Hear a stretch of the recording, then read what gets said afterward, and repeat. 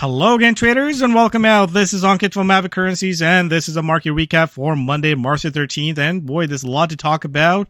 So let's cover market analysis and talk about what's happened in the last, 24 hours here. Even over the weekend, it was a very busy weekend because we had the aftermath of the SVB Band collapse. So let's just start with the market returns today, and S&P again was down only 0.15%. But again, that could be misleading because if you take a look at intraday price action, that's where most of the activity was. If you look at the candlestick today, you can see that this was a big candlestick because we went down more than 1%, and then we rallied up to 2%, and then we end up coming back down to a slight negative. So this is what we call volatility, where things are just all over the place. Looking at the VT, that was exact same thing, 0.32%. And if we take a look at the chart, we are again testing the December support, and was a wild swings in the VT as well. Continuing with the wild swings, look at the crypto markets. I mean, that was one of the biggest jump that we have seen in the recent months. I mean, I can look at that, and in the last maybe a year that we've seen such a big, nice jump. You can see that this jump was almost 20%. And this really came on the weekend. I mean, regulators came in and they actually did a backstop of this SVB Band collapse. Again, they came in trying to make a whole for all the the FDIC insurance is about 250K, and they again coming in and making whole for everyone that's being affected. So that is again providing a relief, and seems like the crypto market really liked that news over the weekend, and that could just continued on during the day today. So outside of that, you can see the gold market continuing to go higher, and that is because the yields are plunging along with the US dollar. If we take a look at this, if we just take a look at the the bond markets, look at TLT. On a daily chart, you can see what a massive move in the last 3 days. But take a look at the short-term 2-year yields. I mean, we plunged lower. Again, this was a big unwinding because the expectation right now for a further rate hike has really diminished. So this was, again, a big, look at 21% down from where we were just a week ago. Remember, a week ago, we were expecting, a 50 basis point rate hikes. The Fed speakers were bullish, and look at what's happening here. The expectation now for a rate hike went from 40.2% just a day ago down to 0%. So this is again a big change in that expectation. Markets are now being more pessimistic for further rate hikes. They're actually counting in for a rate cut, now into the second half of this year. So you can see that has shifted things upside down, and that's why take a look at gold markets. Gold market had a very nice bounce in the last 3 days. Let's look at the percentage change. That was a 5.27% or 5.5% change across. And now this is also spilling over into the expectation again for the dollar, which has done really well this year, starting off with this very negative sentiment here. February was actually very positive. You can see that we are almost unwinding that move here. So the dollar is moving lower because the yields are moving lower. And tomorrow we have a US CPI report that could also change things around. And that's really where we need to be focusing on. Let's take a look at the charts to see where the movements were in the both crypto world and the foreign currency world. You can see that in the crypto world, big gains across the board. So this is again what I say, very strong velocity coming from a -2 and -3 now to a +3. So this is where it looks too extended to be buying right here if you missed the move today. But if you're trying to sell, this is not the time to sell either because the momentum is very strong. Now, take a look at the currency market. The dollar is really where the movement was. So if you were pairing Aussie dollar, Kiwi dollar, even pound dollar, that's where the big movements took place. As you can see, the negative correlation that I discussed between the dollar and the yen, as the dollar does very poorly, yen actually do actually a little bit better. So if you're trying to decide between the dollar and the yen, I think if the dollar continues to stay weak, yen will likely do a little bit better because of that negative correlation. Outside of that, we have seen some very nice gains in Swiss franc and euro last week. And you can see that they were sort of flat today, but they did pair gains. So not a good sign, especially if you're looking for further continuation, but pound actually looks a little bit better on the charts. The CAD is still staying weak, again, following what the US dollar is doing. We have seen the same sort of correlation that's been taking place for, past year, I would say, where, CAD is just following what the dollar is doing. So the CAD, if the dollar stays weak, I think CAD can easily break lower, but CAD is now testing the support area. But outside of that, we had a nice bounce in Aussie, which was again another worst currency last week, and Aussie was a little bit better today. So we're just getting some relief rallies as the dollar plunges lower.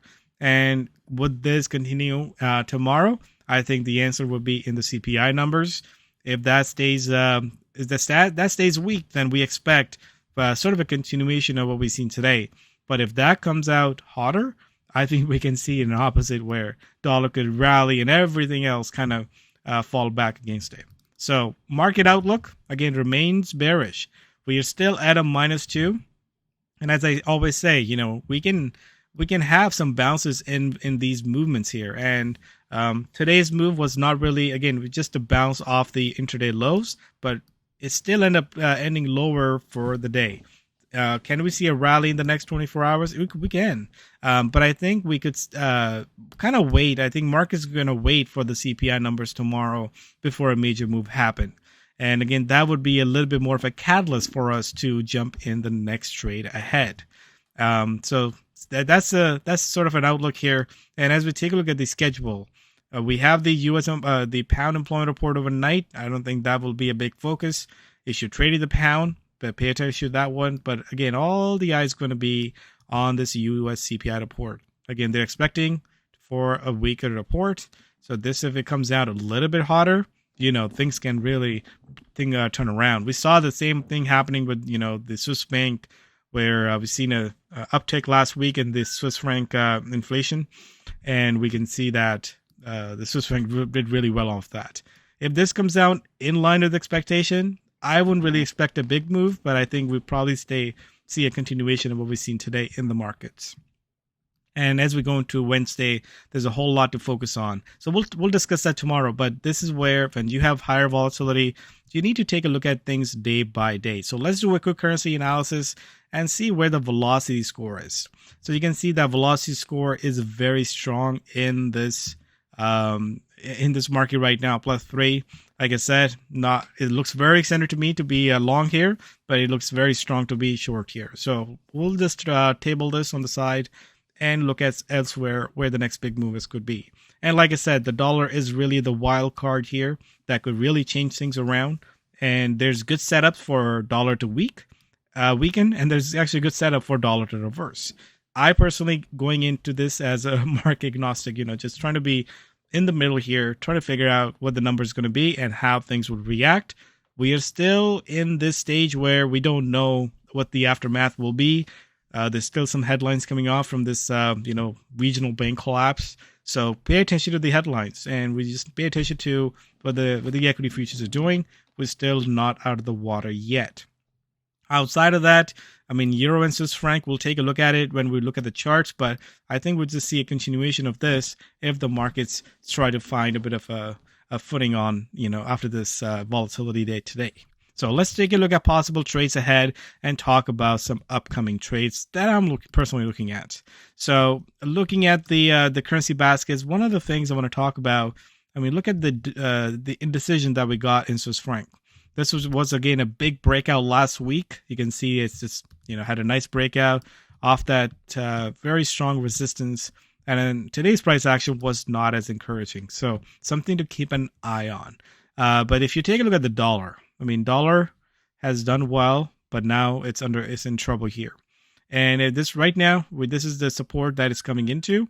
But like I said, tomorrow could be one or the other. So you just have to really pay attention to not just dollar.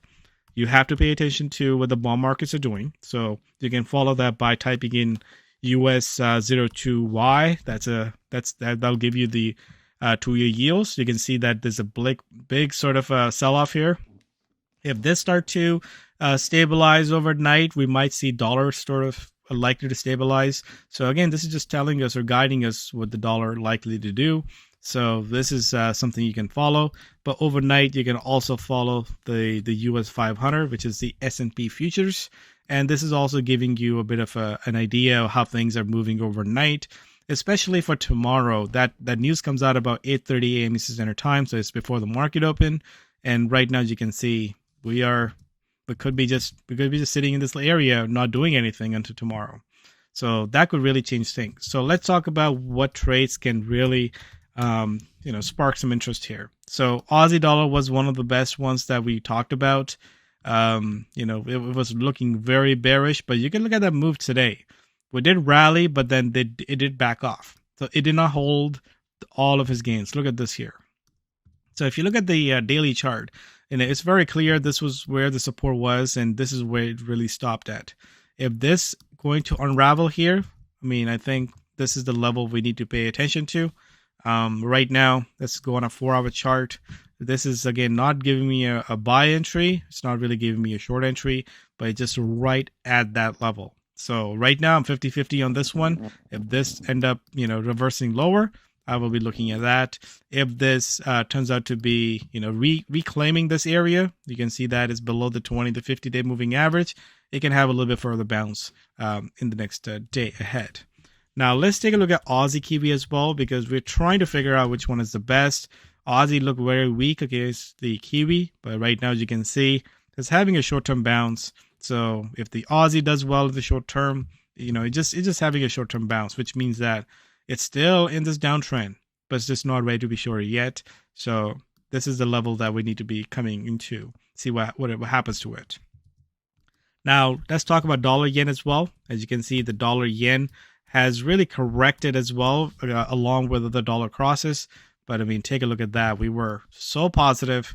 We broke that momentum, and right now we're just having sort of a bear rally here. Again, this could just stay in a bear rally mode, but something I really like to trade around news events, especially around the U.S. News events. This could be a big mover tomorrow. Right now, again, it's in a sort of a rally mode in the shorter term, a bear rally mode. But if you take a look at the daily chart, this is where you're just getting a mixed picture. If you look at the hourly chart, you look this as a bear rally. Now, if you take a look at the daily chart, this looks like a bull pullback, right? So again, this is where we are testing this 132.45. So I don't like a short before 132.45.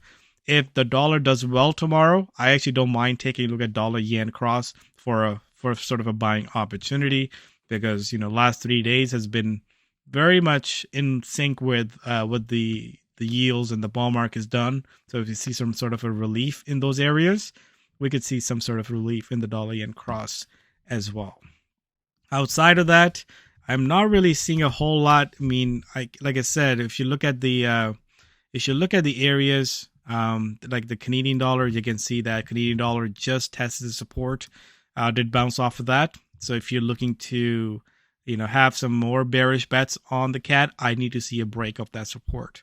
If it doesn't break that support, I'm still on the sideline. I still think the dollar is a better play compared to the CAD. And you can actually make those comparisons by pairing Aussie dollar or even a Kiwi dollar. Now, outside of that, again, pound, you can see pound is slowly going up. I like the way the candlestick was today. So let's take a look at pound dollar. You can see that pound dollar is now at the top of the resistance range.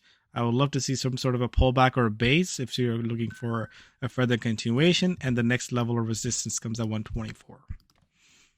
So these are the setups here. Again, there's bunches of different setups. We can see how dollar is weakening across the board, even against the CAD. But that is something that we don't know yet, but we'll find out tomorrow. And that's really where you decide as a trader, how do you want to play that? If you have a strong opinion, we can start to make bets along those lines. But if you're like me, who just in the middle and just want to react to what happens tomorrow, then I think it's better to be on the sidelines and wait for what happens. Volatility, again, is high, so make sure you're paying attention across the board. Equities, again, remains bearish, but we can see some bear rallies. But overall, I think those bear rallies can be easily sold. Focus, again, will be on US CPI tomorrow. Until then, not planning on doing anything. I'm going to show up tomorrow and then see what happens. Trade again, trade less, and focus on currency in play and have a proper position sizing, especially when the volatility increases. You're seeing the range is going to increase. So in order to avoid that volatility, you need to sort of increase your your position size as well, so you can not get stopped out on volatility moves. So that's the game plan. Till then, take care. If you have any questions, reach out. Other than that, we'll see you tomorrow in the next update. Cheers.